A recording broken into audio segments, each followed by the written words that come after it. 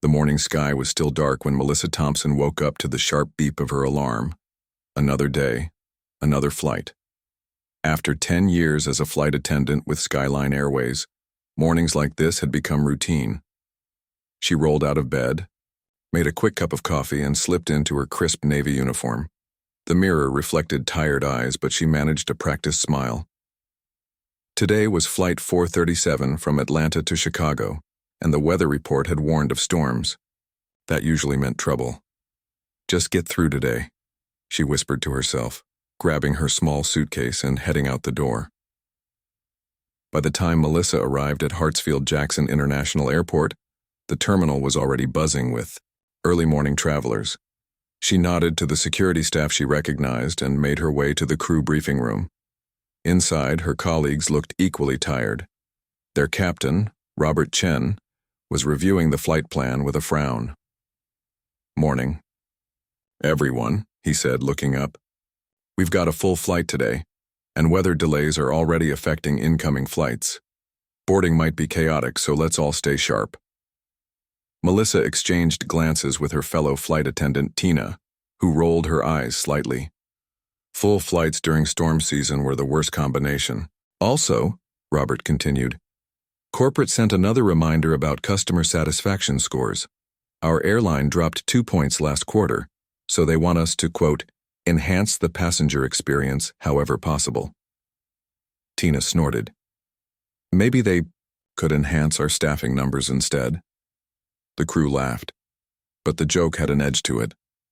They were consistently understaffed, overworked, and now being pressured to smile wider for the same pay. An hour later, Melissa's prediction about chaos proved correct. The boarding process was a mess. Their departure gate had been changed twice due to the weather delays, leaving passengers confused and irritated. The overhead bins filled up too quickly, forcing Melissa to check several carry-on bags, which only added to the growing tension. "Ma'am, I'm sorry, but there's simply no more room," she explained to a businesswoman who was insisting that her rolling suitcase would fit. "This is ridiculous. I have a connection to make in Chicago," the woman snapped. "I understand, but no, you don't understand. I pay too much money for this kind of service." Melissa maintained her professional smile while taking the bag, tagging it for gate check and promising it would be waiting for her upon arrival. Inside, her patience was wearing thin, but she'd learned long ago how to hide her true feelings. Customer service was a performance, and she was very good at her job.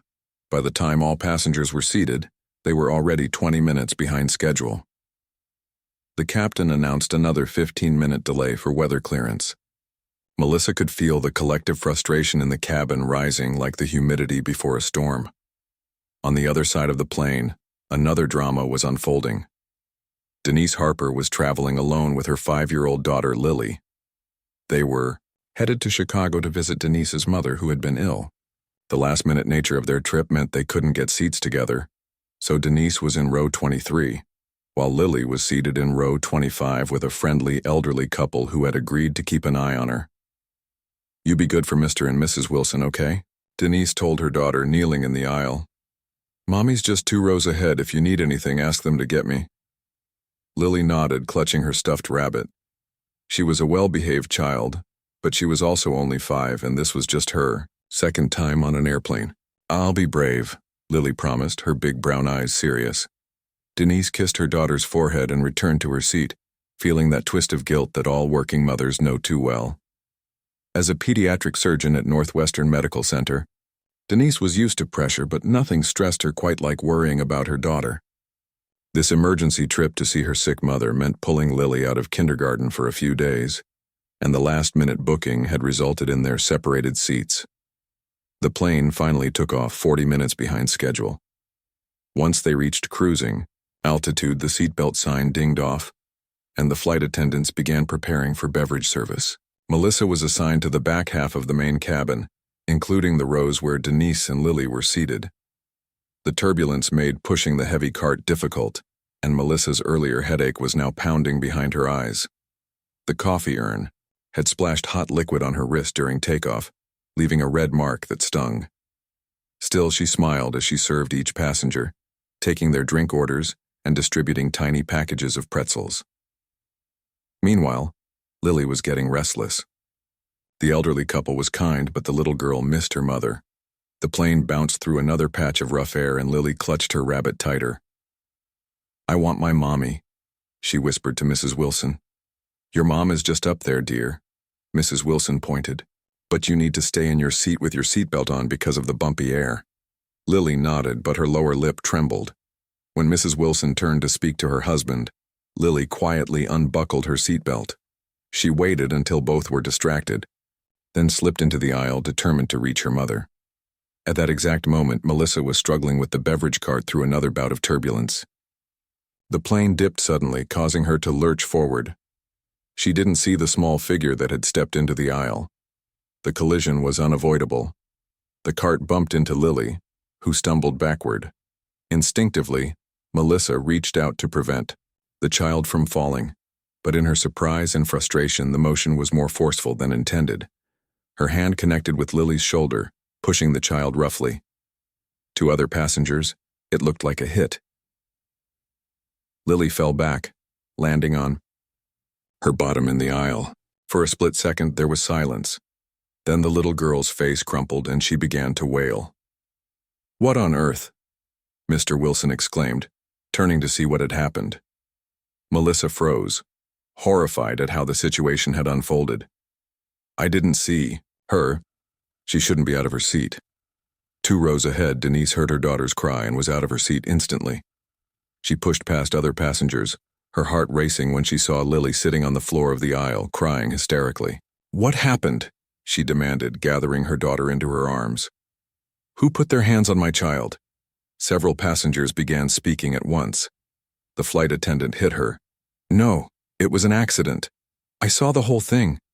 Melissa felt the blood drain from her face. "Ma'am, I absolutely did not hit your daughter. She walked into the aisle during beverage service and I reached out to stop her from falling during turbulence." But Denise wasn't listening. She was examining Lily, who was sobbing against her chest. "It's okay, baby. Mommy's here now. Where did she hurt you? Show Mommy." Lily pointed to her shoulder, still crying. There was no mark, but the child was clearly shaken. Other passengers were pulling out their phones. Some were filming. Others were just watching the drama unfold with interest. The tension in the cabin, already high from the delays and turbulence, now found a focus point. "I want her name," someone called out. That was completely inappropriate. Melissa felt cornered. "Please, everyone return to your seats. We're experiencing turbulence and it's not safe to be standing." "Don't tell us what to do after what you just did," another passenger said. Denise stood up, still holding Lily. Her eyes locked with Melissa's, and in that moment, Melissa realized this situation was spiraling beyond her control. What this woman saw was not a tired flight attendant who made a mistake, but someone who had harmed her child, her black child. "I need to speak to the captain," Denise said, her voice low and controlled despite the fury in her eyes. "And I need your full name and employee number." Tina appeared from the front of the plane, alerted by the commotion. "What's going on back here?" Before Melissa could explain, several passengers began talking over each other again. The words, "hit," "child," and "unacceptable" floated above the general noise.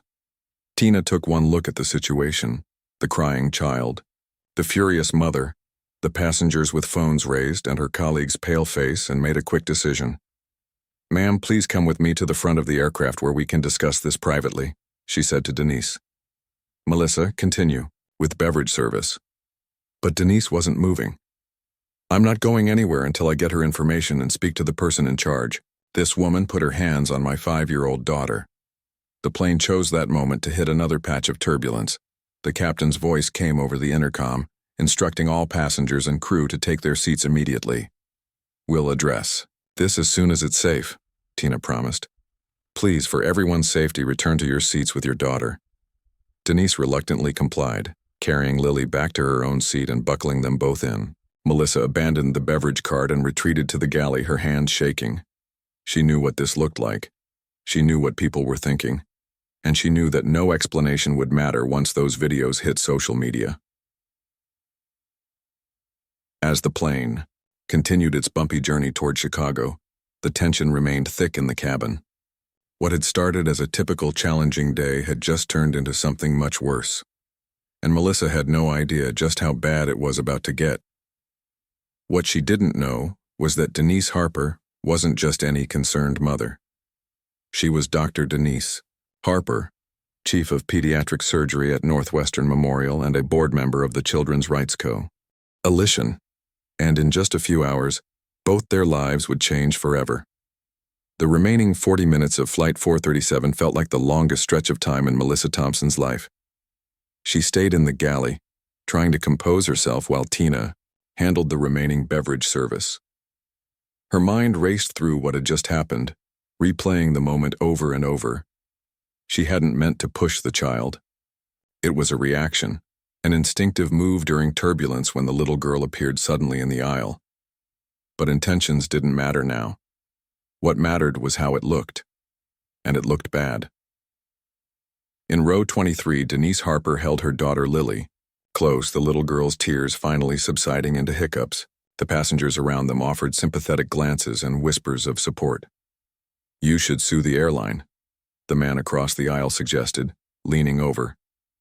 "I got it all on video." Denise nodded, but said nothing. Her thoughts weren't on lawsuits or viral videos.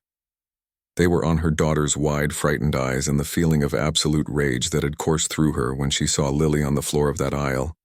As a doctor, Denise prided herself on staying calm in crisis. As a mother, she found that composure much harder to maintain. "Does your shoulder still hurt, baby?" she asked softly. Lily shook her head. "I'm okay now, Mommy, but that lady was mean." The words stung Denise more than she expected. At 5 years old, Lily was still so innocent, so trusting of adults. This wasn't the first conversation Denise had hoped to have with her daughter about how the world sometimes treated people who looked like them. "The captain has turned on the fasten seatbelt sign as we begin our descent into Chicago O'Hare International Airport," a male voice announced over the intercom. It wasn't the usual pre-landing spiel, and Denise suspected the crew was trying to minimize further interaction with passengers. In the cockpit, Captain Robert Chen was indeed trying to manage the situation as best he could from the flight deck.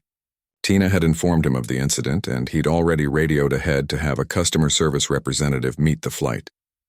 "This is going to be a mess," he told his first officer. "Corporate's going to have a field day with this one." "You think the videos are already online?" the first officer asked. Robert nodded grimly. "In this day and age? They were probably uploading before the kid even stopped crying." Back in the main cabin, passengers were preparing for landing, but the usual shuffle of putting away tray tables and bringing seats upright was accompanied by unusual tension. Many were still discussing what they'd witnessed, comparing perspectives and recordings. Some had already sent messages to friends or posted on social media about the incident. As the plane descended through the clouds over Chicago, Melissa steeled herself for what would come next. 10 years of perfect service records, and now this, one moment that could end her career. She took a deep breath and reminded herself that the flight wasn't over yet. She still had a job to do, regardless of what waited for her on the ground. The landing was smooth despite the earlier turbulence. As the plane taxied to the gate, the captain made another announcement. "Ladies and gentlemen, we appreciate your patience during today's flight. Upon arrival at the gate, we ask that you remain seated until further instructions. We will be boarding special assistance passengers first, followed by those with tight connections." What he didn't say was that airline representatives would be coming aboard to address the incident before anyone deplaned. When the aircraft finally reached the gate and the engines shut down, Melissa stood at attention near the front galley, avoiding eye contact with passengers. The cabin door opened, and instead of the usual ground crew, 2 people in Skyline Airways management uniforms stepped aboard. One went directly to the cockpit while the other approached Tina and whispered something. Tina then walked back to where Melissa stood. "They want to speak with you and the mother separately," she said quietly. "Alice will take your place for deplaning. Go with Kevin to the forward galley." Melissa nodded, her throat tight. As she moved toward the front of the plane, she felt dozens of eyes following her. The whispers seemed to grow louder. Meanwhile, the second airline representative had made his way to Denise's seat. "Dr. Harper, I'm Thomas Reynolds, Customer Relations Manager for Skyline Airways. We've been informed of an incident involving your daughter. If you could please stay on board after other passengers deplane, we'd like to discuss this with you." Denise raised an eyebrow. "You know my name and title?" The man looked uncomfortable. "We received some information from passengers who recognized you. As I understand it, you're with Northwestern Memorial?" This didn't surprise Denise. As one of the few black female pediatric surgeons in Chicago, she was used to being recognized, especially in professional circles. What did surprise her was how quickly the airline had connected those dots. "Yes, I am," she confirmed, "and I'm happy to stay behind, but my daughter has been through enough today. I'd prefer if she could be taken to the terminal while we talk." Thomas nodded. "We can arrange that. My colleague can stay with her in the children's play area if that's acceptable." Lily looked up at her mother with uncertainty. "I want to stay with you." Denise stroked her daughter's hair. "It'll just be for a little while, sweetheart. I need to talk to these people about what happened, and it might be boring. Wouldn't you rather play?" After some gentle convincing and promises of ice cream afterward, Lily agreed to go with the female representative once the other passengers had deplaned.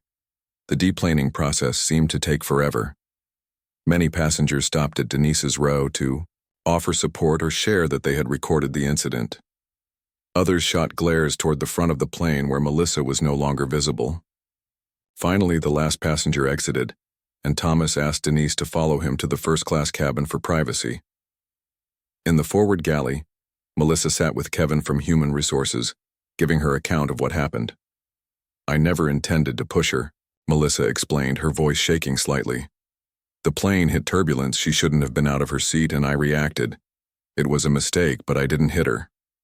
Kevin nodded, taking notes. "The problem is, Melissa, that's not how it appeared to multiple witnesses. We've already received several videos from passengers, and frankly, they don't look good."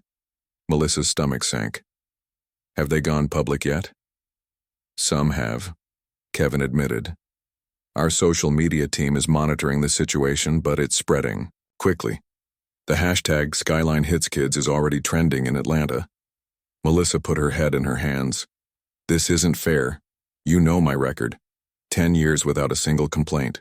"I do know your record," Kevin said, his tone softer. "But I also know the world we live in. And right now there are videos circulating that show a white flight attendant appearing to hit a black child." The way he phrased it made the gravity of the situation crystal clear. This wasn't just about an employee making a mistake anymore. This was about race, about power dynamics, about a narrative that fit too neatly into stories that had been told many times before. In the first-class cabin, Denise was having a similar conversation with Thomas. "We want to assure you that Skyline Airways takes this incident extremely seriously," he was saying. "The behavior you witnessed is not in line with our values or training." "I should hope not," Denise replied coolly. "What I witnessed was an adult striking a child. In any other setting, that would be assault." Thomas winced. "We're conducting a full investigation. The flight attendant in question has been removed from duty pending the results." "And what about my daughter?" Denise asked. "What about the trauma she experienced today?" Thomas shifted uncomfortably. "We would like to offer compensation, of course, a travel voucher," and Denise cut him off with a sharp laugh. "A travel voucher? My 5-year-old daughter was hit by your employee, and you think a discount on future flights makes that okay?" "Dr. Harper, please understand that we're trying to make this right," Thomas pleaded. "What else can we do for you and your daughter?" Denise leaned forward. "You can start by acknowledging what really happened here. This isn't just about a flight attendant who lost her temper. This is about who gets the benefit of the doubt in our society and who doesn't. If my daughter had been blonde and blue-eyed, would your employee have reacted the same way?" The question hung in the air between them. Thomas had no answer, at least not one he was willing to give on behalf of the airline. "I want a formal apology," Denise continued. "Not just to me, but to my daughter. I want confirmation that this employee will receive proper training before ever working another flight. And I want Skyline to make a donation to the Children's Rights Coalition. where I serve on the board. Thomas nodded, scribbling notes. I'll bring these requests to our leadership team immediately. Outside on the jetway, another drama was unfolding. As passengers entered the terminal, several media outlets were already gathering. Someone, either a passenger or airport employee, had tipped them off about the incident. Jenny Wu, a local news reporter, approached an elderly couple who had just exited the flight. "Excuse me, were you on Flight 437 from Atlanta? We're hearing reports of an altercation involving a child." Mrs. Wilson, who had been seated next to Lily, hesitated before responding. "Yes, we were there. It was terrible. The poor little girl just wanted to find her mother, and that flight attendant." She shook her head to bars welling in her eyes.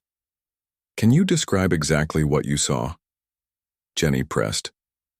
As Mrs. Wilson recounted her version of events, more passengers gathered around, eager to add their perspectives. The story grew and morphed with each telling, the details becoming more dramatic. By the time the segment was ready to air on the evening news, the headline had already been crafted. Skyline Airways under fire. Flight attendant strikes child mid-flight. Back on the plane, unaware of the media circus forming in the terminal, Melissa was being escorted off through the rear door to avoid the public. Company policy in situations like this. Kevin handed her a letter. "What's this?" she asked. "Formal. Notice of administrative leave pending investigation," he replied, not meeting her eyes. "You'll continue to receive base pay, but you're grounded until further notice. Please don't speak to the media." Melissa took the letter with trembling hands. "How long will the investigation take?" Kevin shrugged. "Hard to say. Given the sensitive nature of this incident, it could be weeks." "Weeks?" Melissa's voice cracked. "What am I supposed to do for weeks?" "Stay low," Kevin advised, "and maybe get some legal counsel." As Melissa was led through the service corridors of O'Hare, Denise was reuniting with Lily in the terminal. The little girl ran to her mother, excited about the coloring books the airline representative had given her. "Look, Mommy, I got to color a plane." Denise forced a smile, but it faded quickly when she saw the news crew interviewing passengers nearby. She pulled Lily close, turning away from the cameras. "Time to go, sweetie. Grandma is waiting for us." As they walked through the terminal, Denise's phone buzzed continuously with notifications. Colleagues, friends, even her department chair had somehow heard about the incident and were reaching out. One text from her best friend simply read, "You're on Twitter. Call me." Denise sighed, holding Lily's hand tighter. She had come to Chicago to care for her ailing mother, not to become the center of a viral controversy, but as a black woman raising a black daughter in America, she knew that sometimes these moments chose you, not the other way around.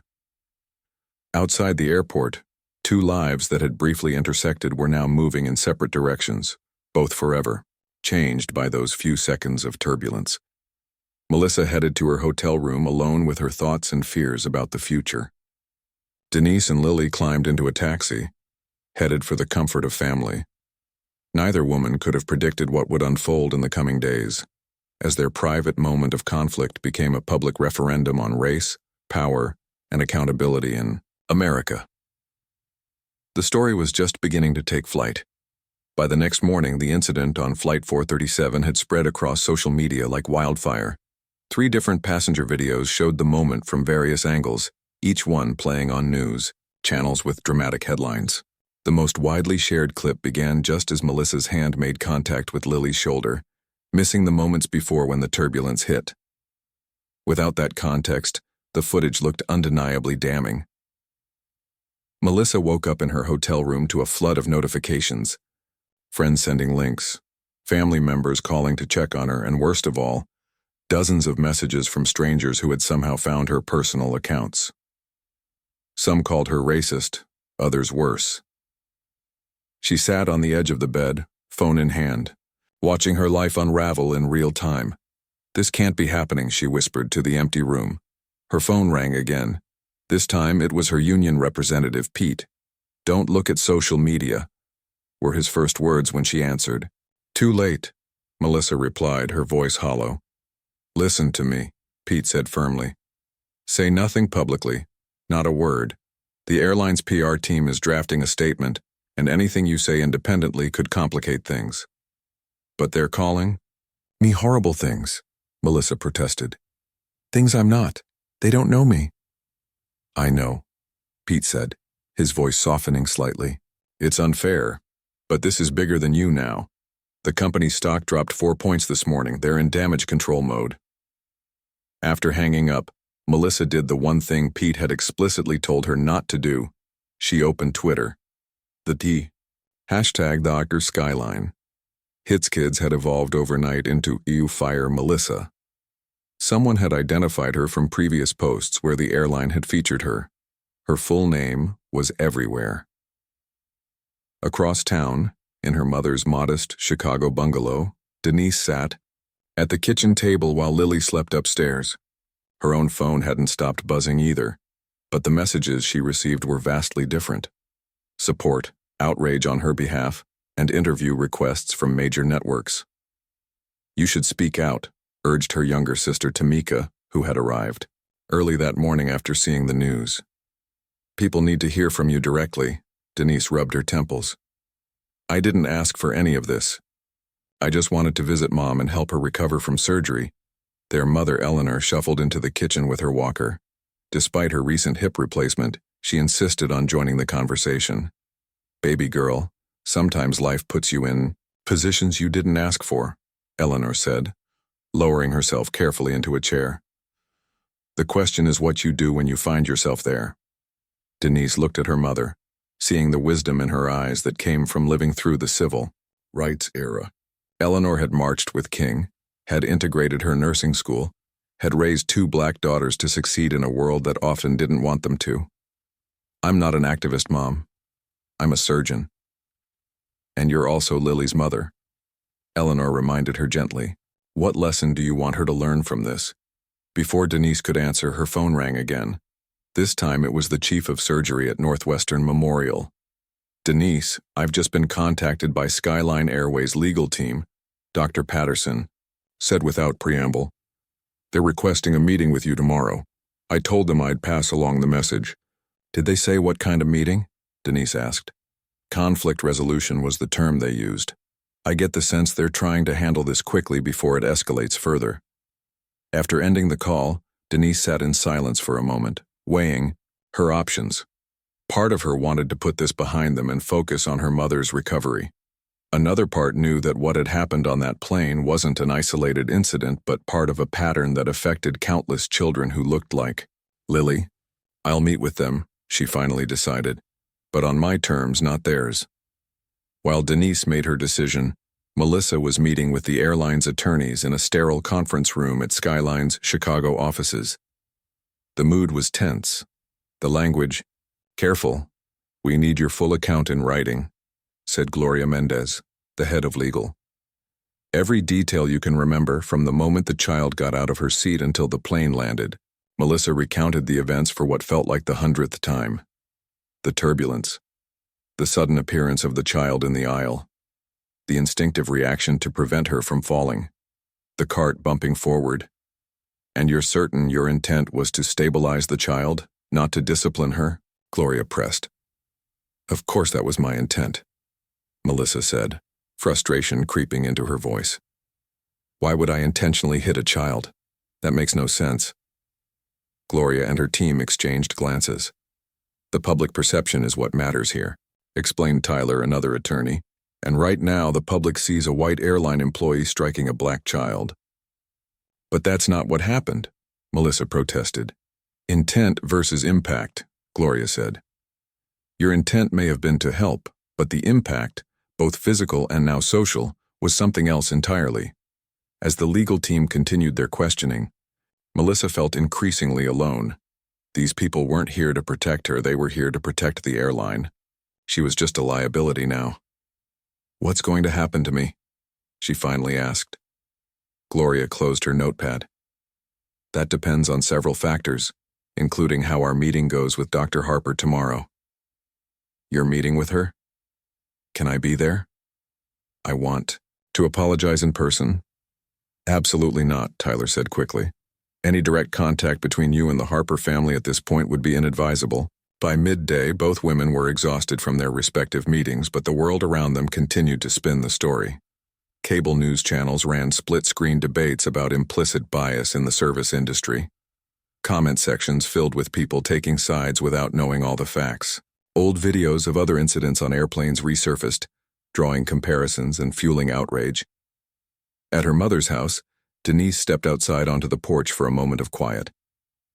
The autumn air was crisp, the street peaceful, a stark contrast to the storm raging online. Her phone rang again and she almost ignored it until she saw it was from the Children's Rights Coalition. Denise, it's Beverly. I know you're going through a lot right now, but we need to talk about how the coalition should respond. This incident aligns perfectly with our campaign against institutional biases affecting minority children. Denise sighed. Bev, I haven't even decided how I'm responding personally yet. That's just it, Beverly pressed. This isn't just personal anymore. You're on our board. Your daughter's experience puts a face to the statistics we've been citing for years. We need to capitalize on this moment.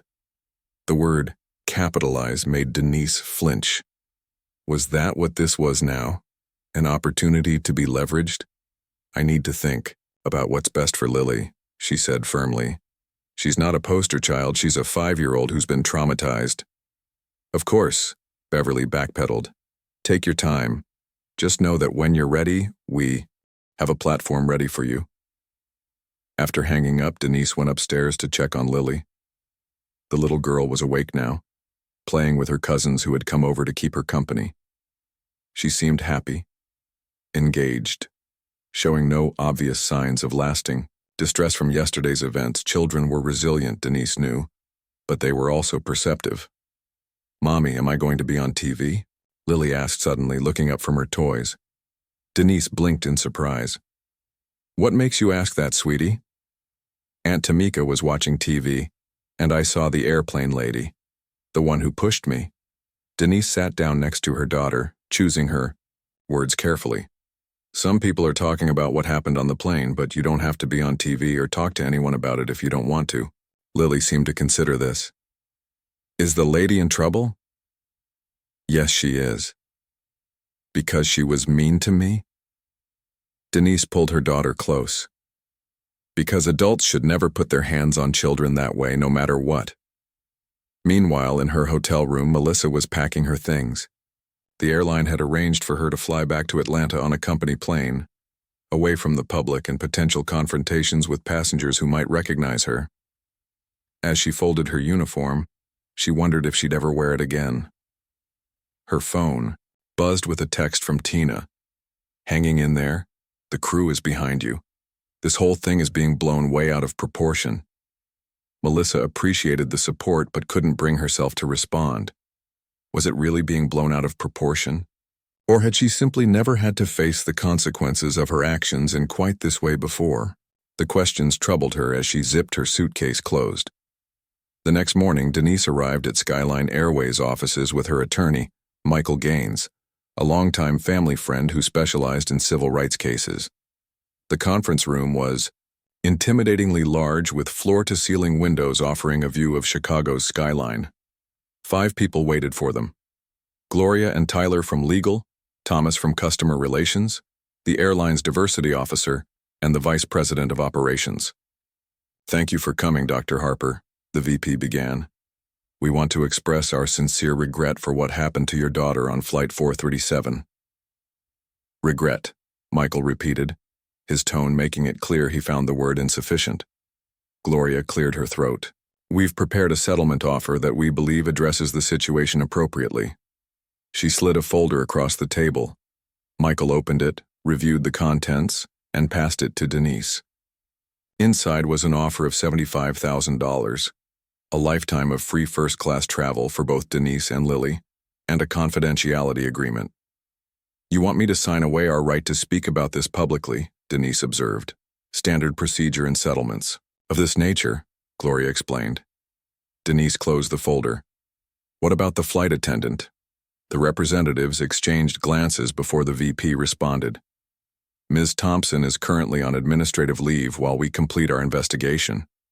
And what does that investigation entail? Denise pressed.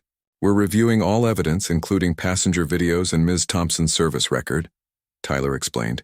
She'll also undergo additional training on implicit bias and proper interaction with minors before any potential reinstatement. Denise leaned forward. So there's a possibility she returns to work as if nothing happened. That's not what we said, the diversity officer interjected. Any return would be contingent on completed training and a thorough review. Michael cut in. My client is concerned about the message this sends. A financial settlement addresses the individual incident, but not the systemic issues that allowed it to happen.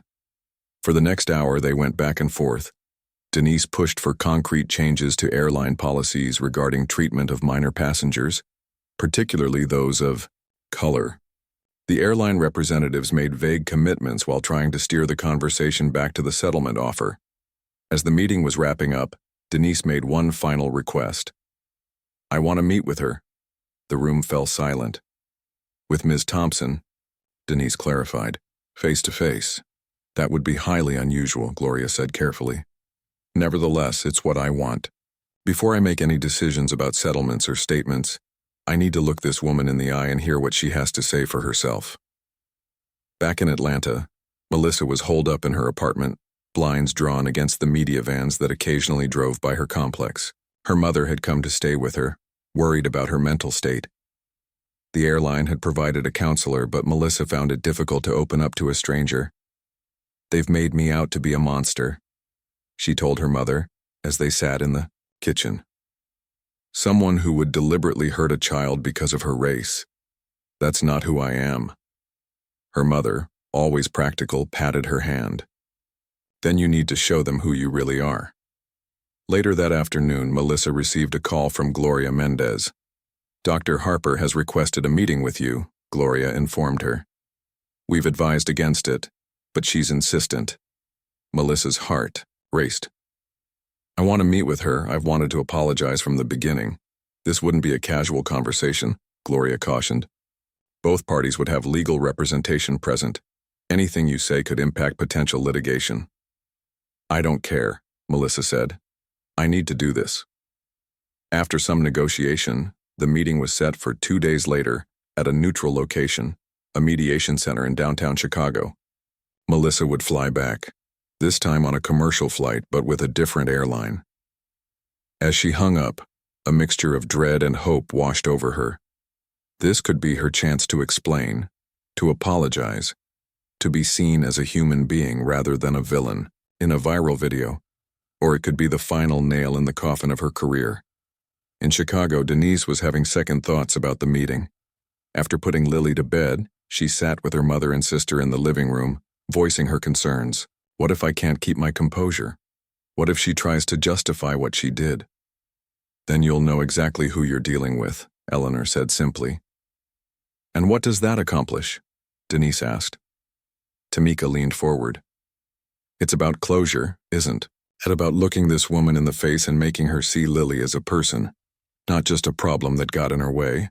Eleanor nodded in agreement. Sometimes healing starts with confrontation. As both women prepared for their face-to-face meeting, the public narrative continued to evolve. New details emerged, including passenger testimonies that supported Melissa's account of the turbulence. Others came forward with stories about flight attendants, both positive and negative experiences, adding layers to the conversation about how airlines treated passengers, especially those from minority groups. The night before the meeting, neither woman slept well. Each rehearsed what she would say, imagined the other's responses, and wondered if any good could come from this confrontation. What neither realized was that their meeting would become much more than a private resolution between two individuals. In the hands of the media, their story had become a symbol, a case study, a referendum on race relations in America, and everyone was waiting to see what would happen next. The Lakeside Mediation Center stood quietly among the taller buildings of downtown Chicago, its brick exterior and modest sign a stark contrast to the glass and steel giant surrounding it. Inside, the atmosphere was deliberately calm, Neutral colors, comfortable furniture, soft lighting, all designed to ease tension and encourage resolution. Melissa arrived first, accompanied by Pete from the union and Tyler from the airlines legal team. She had barely slept, her eyes shadowed with exhaustion and worry. She'd chosen her outfit carefully, a simple navy dress, professional but not her uniform, with minimal jewelry and makeup. She wanted to appear respectful, not defensive. "Remember, stick to the facts," Tyler reminded her as they waited in one of the center's conference rooms. "Express regret for the outcome without admitting liability." Melissa nodded absently, her attention drawn to the window where she could see reporters gathering outside. Word of the meeting had leaked somehow. "Will there be press inside?" she asked, her voice tight. "Absolutely not," Pete assured her. That was a non-negotiable condition from both sides. 20 minutes later, a staff member entered to inform them that Dr. Harper had arrived. Melissa's heart began to race, her palms dampening with sweat. This was the moment she'd been both dreading and hoping for, a chance to face the mother of the child she'd unintentionally hurt. In another room down the hall, Denise sat with Michael Gaines and a mediator named Rachel Wong, who was explaining the process. "This is not a formal legal proceeding," Rachel emphasized. "It's an opportunity for dialogue. You both have agreed that nothing said here will be directly quoted in any public statements or used in potential litigation." Denise nodded, adjusting her blazer. She had dressed professionally as well, in the same clothes she might wear to deliver difficult news to a patient's family. Her sister had wanted her to bring Lily, to put a face to the situation, but Denise had firmly refused. This meeting wasn't about using her daughter as an emotional prop. "Are you ready?" Rachel asked. "As I'll ever be," Denise replied. The mediator led them to the main conference room where Melissa and her representatives were waiting. The moment Denise walked in, the air seemed to change. Both women locked eyes briefly before looking away, the weight of their shared experience hanging between them. "Thank you all for coming," Rachel began after introductions were made. "Before we start, I want to remind everyone that the goal today is understanding, not further conflict. Dr. Harper, since you requested this meeting, would you like to begin?" Denise straightened in her chair, her doctor's training helping her maintain composure. "Ms. Thompson, I wanted to meet with you directly because what happened to my daughter has become something larger than just an incident on a plane. It's become a symbol of how Black children are treated in this country. Before I make any decisions about how to proceed, I needed to hear from you, face to face, what happened from your perspective and why." Melissa took a deep breath, consciously, avoiding the scripted response her legal team had prepared. "First, I want to say how deeply sorry I am for what happened to your daughter. I never intended to hurt her or frighten her." Melissa paused, then continued with visible emotion. "I've been a flight attendant for 10 years. I've helped hundreds of children on flights. What happened on that plane was a split-second reaction during turbulence when your daughter appeared suddenly in the aisle." Tyler shifted uncomfortably as Melissa went off script, but she continued. "I understand how it looked in those videos. I understand why people are angry. If I saw that footage without context, I'd be angry too. But please believe me when I say I would never intentionally harm a child, any child, of any race." Denise studied Melissa's face carefully, then explained to me why my 5-year-old daughter, who had never experienced racism before, told me later that day that she thought you didn't like her because of her skin color. The question hung in the air like a physical weight. Melissa's face paled. I don't know what to say to that. It wasn't about her skin color. It was about safety during turbulence, a child out of her seat when the seatbelt sign was on. That's all I was thinking about in that moment." "That's the problem," Denise replied, her voice level but intense. "You might not have been consciously thinking about her race, but something made you react more harshly than you would have with another child. That's what implicit bias looks like." Tyler cleared his throat. "Dr. Harper, we can't know that Ms. Thompson would have reacted differently with another child. That's speculation." Michael Gaines leaned forward. "Is it?" Studies show that black children are consistently perceived as older and less innocent than their white peers. They receive harsher discipline for the same behaviors. These aren't opinions. They're documented facts. For the next hour, the conversation continued, sometimes heated, sometimes painfully honest. Melissa described the stress of the delayed flight, the pressure from management to maintain perfect customer service scores while handling more passengers with fewer staff. Denise explained the reality of raising a black child in America, the constant vigilance, the conversations she hoped to delay but now couldn't. "Do you know what it's like?" Denise asked, "to have to explain to a kindergartner why someone might treat her differently because of how she looks? To watch her try to process that reality?" Melissa shook her head, tears threatening. "No, I don't, and I'm sorry that my actions put you in that position." As the initial tension eased slightly, Rachel, the mediator, guided them toward practical considerations. What did both parties want to happen now? What would resolution look like? "The airline has offered a settlement," Denise acknowledged, "but money doesn't address the real issue here. I want accountability and real change." "What kind of change?" Melissa asked. "Training for all flight crew on implicit bias, clear policies about how children are treated on flights, especially unaccompanied minors and children of color, and a commitment to diversity in hiring at all levels." Tyler made notes, his expression carefully neutral. "These are things the airline is already considering as part of our response to this incident." "Considering isn't enough," Denise pressed. "I want commitments with timelines and accountability measures." As they discussed these details, something unexpected began to happen. The two women, initially positioned as adversaries, found moments of connection. Both were professional women trying to navigate a system that often undervalued them. Both cared deeply about children, Denise as a pediatric surgeon, Melissa as someone who had chosen a career serving others. "I never wanted to be the face of this controversy," Melissa admitted at one point. "I've received death threats. People call me a racist when they don't know anything about me or my life." Denise nodded. "I understand that. I didn't ask to be a symbol either, but sometimes life puts us in positions where we have to decide, do we use this moment to create change, or do we let it pass?" By the end of the 3-hour meeting, they had reached what Rachel called a framework for moving forward. The airline would make specific commitments to policy changes and training programs. Denise would accept the financial settlement but without the confidentiality clause, leaving her free to speak about the experience. And most surprisingly to everyone in the room, both women agreed to participate in a joint statement addressing what happened and the lessons learned. Outside the mediation center, the crowd of reporters had grown. News vans lined the street, cameras ready. When Denise emerged, followed by Michael, the questions came fast and loud. "Dr. Harper, did you confront the flight attendant? Is there going to be a lawsuit? What did she say to you?"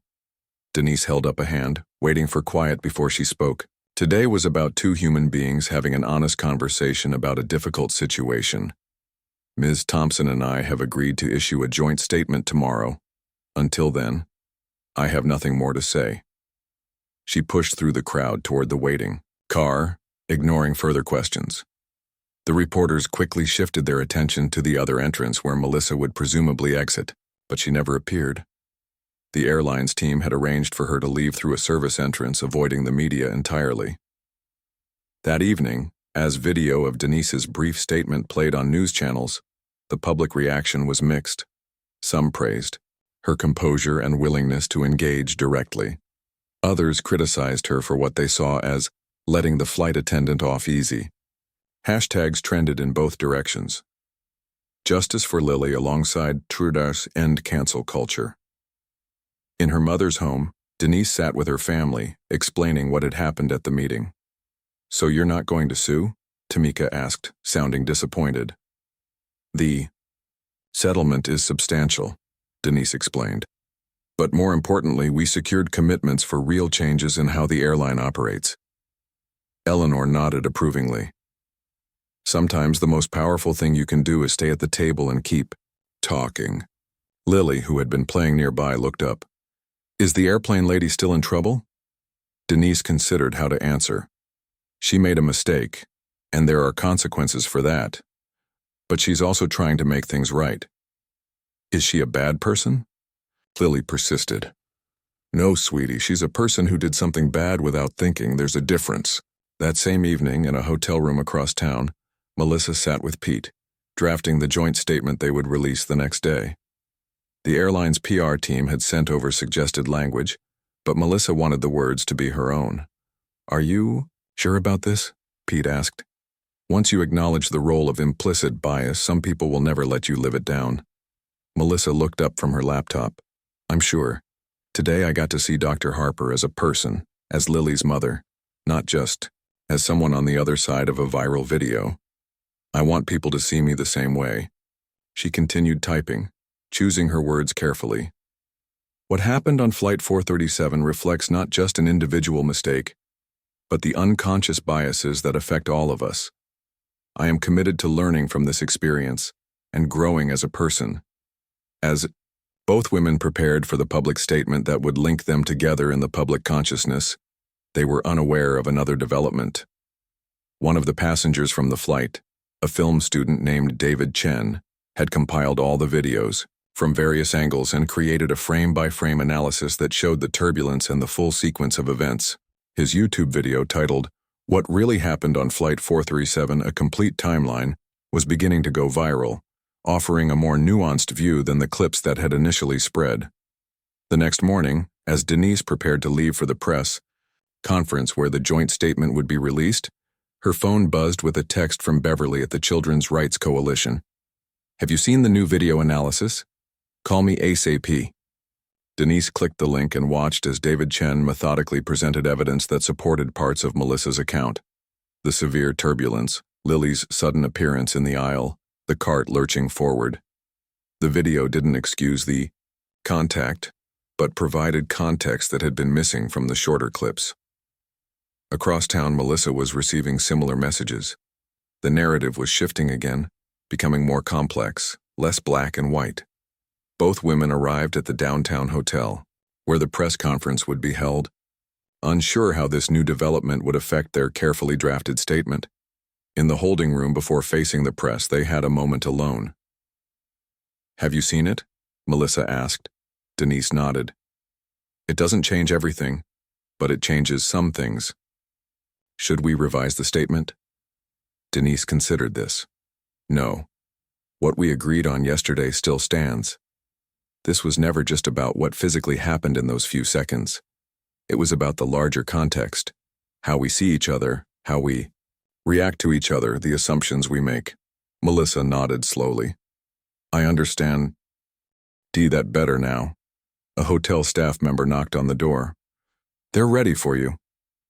As they walked toward the conference room where dozens of reporters waited, Denise turned to Melissa. Ready for the next chapter of this story? Melissa took a deep breath. As ready as I can be. Together they pushed open the doors, stepping into the glare of camera lights and the uncertain future their unexpected connection had created. 3 months passed since the press conference where Denise, Harper, and Melissa Thompson stood side by side, delivering a joint statement that surprised the nation. Winter had settled over Chicago, covering the city in a blanket of snow that muffled sounds and softened edges. The media storm had largely subsided, moving on to newer controversies, but the ripple effects of what happened on Flight 437 continued to spread. On a cold January morning, Melissa pulled her coat tighter as she walked into the Skyline Airways Training Center in Atlanta. After 8 weeks of paid administrative leave and 4 weeks of intensive training, today was her first day back at work, not as a flight attendant yet, but as part of the team redesigning the airline's customer service training program. Morning. Melissa, called a familiar voice. Tina, her former crew member, waved from down the hallway. Hey, Melissa replied, forcing a smile. Their relationship had become complicated. Some colleagues had distanced themselves from her, as if her situation might be contagious. Others, like Tina, had remained supportive, though sometimes Melissa sensed a wariness in their interactions. The training room was set up with rows of chairs facing a podium, About 30 people, a mix of flight attendants, gate agents, and customer service representatives, were already seated talking among themselves. As Melissa entered, the conversations dimmed slightly. She recognized the weight of being that flight attendant and wondered if she would ever escape it. Craig Phillips, the head of training, approached with an encouraging nod. "Ready?" Melissa took a deep breath. "As I'll ever be." Craig turned to address the group. "Good morning, everyone. Today we're launching our new inclusive customer care initiative. This isn't just another corporate training program. This comes from real experiences and real consequences, both for our passengers and our team members." He gestured to Melissa. Many of you know Melissa Thompson, either personally or from the news. She's here today not as a cautionary tale, but as a colleague with valuable perspective to share. Melissa stepped forward, her heart hammering in her chest. Public speaking had never been her strength, and speaking about the most difficult moment of her career seemed nearly impossible. But she had practiced this, had worked with the communications team to find the right words. "3 months ago, I made a mistake that changed my life," she began. "What happened on that flight wasn't just about one moment of turbulence or one split-second reaction. It was about patterns and perceptions that I wasn't even aware I carried." As she continued her story, she could see the audience's response shifting from polite attention to genuine engagement. When she described the mediation meeting with Denise, the room grew completely silent. Dr. Harper could have vilified me. She had every reason to. Instead, she chose to engage, to push for real change rather than just punishment. That's why I'm standing here today, not because the airline told me to, but because I made a promise to her and to myself that something positive would come from this. For the next hour, Melissa and Craig led the group through scenarios and discussions about implicit bias, cultural sensitivity, and de-escalation techniques. It wasn't revolutionary material, but the context, coming from someone who had lived through the consequences of getting it wrong, made the message land differently. During the lunch break, a young flight attendant approached Melissa. "I just wanted to say thank you," she said quietly. "I've been so scared of making a mistake like that. Hearing you talk about it makes it feel less, I don't know, monstrous?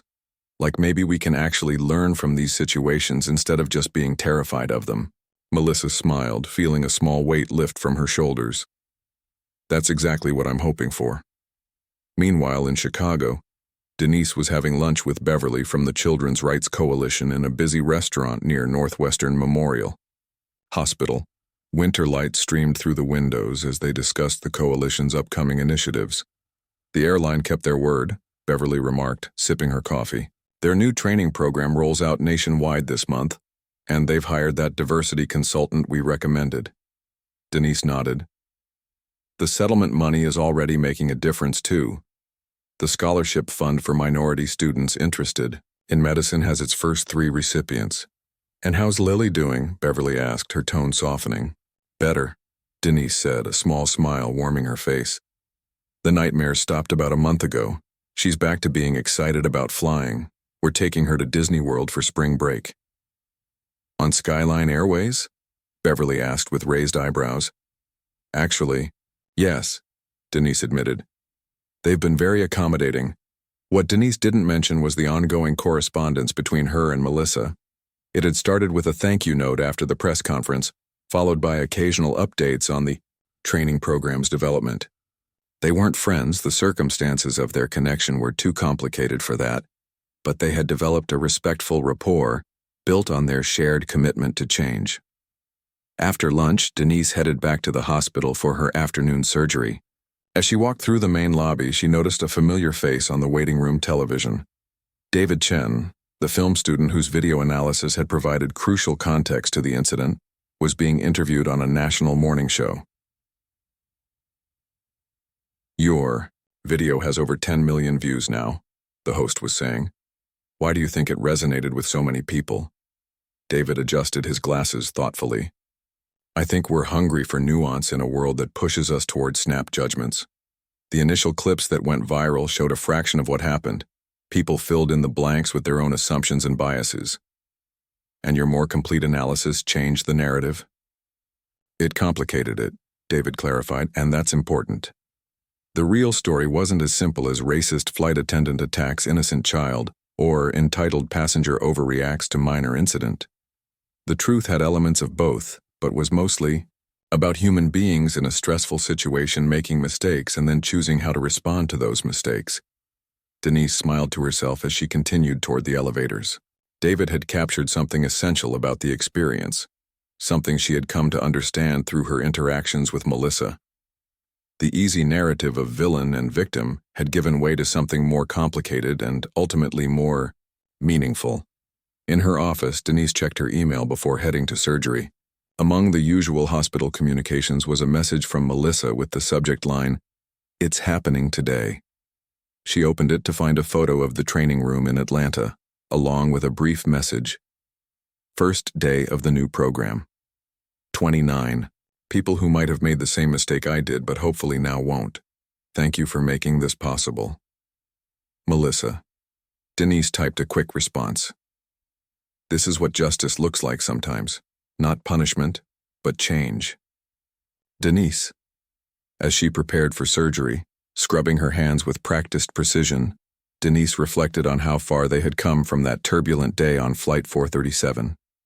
The incident had forced difficult conversations, not just between her and Melissa, but across the country. The viral videos had sparked debates about race, power, and accountability that extended far beyond one flight attendant and one child. Back in Atlanta, the afternoon session of training was wrapping up. Melissa collected feedback forms from the participants, encouraged by the thoughtful responses. As everyone filed out, Craig approached with a manila envelope. This came for you from HR, he said. Looks important.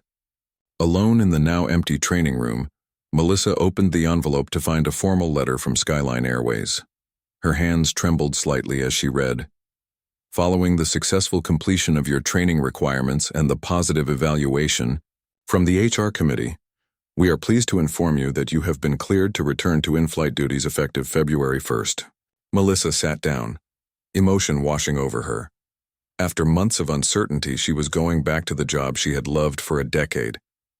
It wouldn't be the same. She knew that.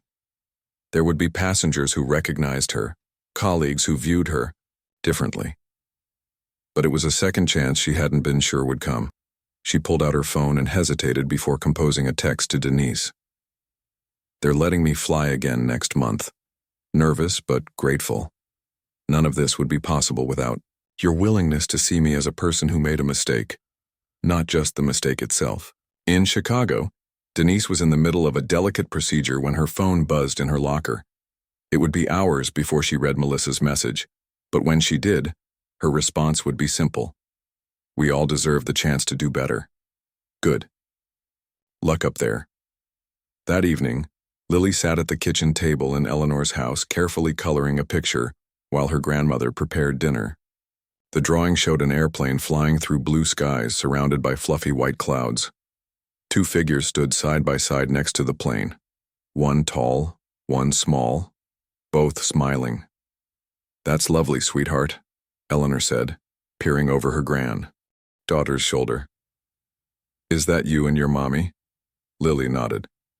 We're going to Disney World on an airplane, and I'm not scared anymore.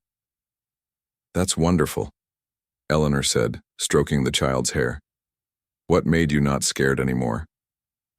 Lily considered, this with the serious thoughtfulness that children sometimes surprise adults with.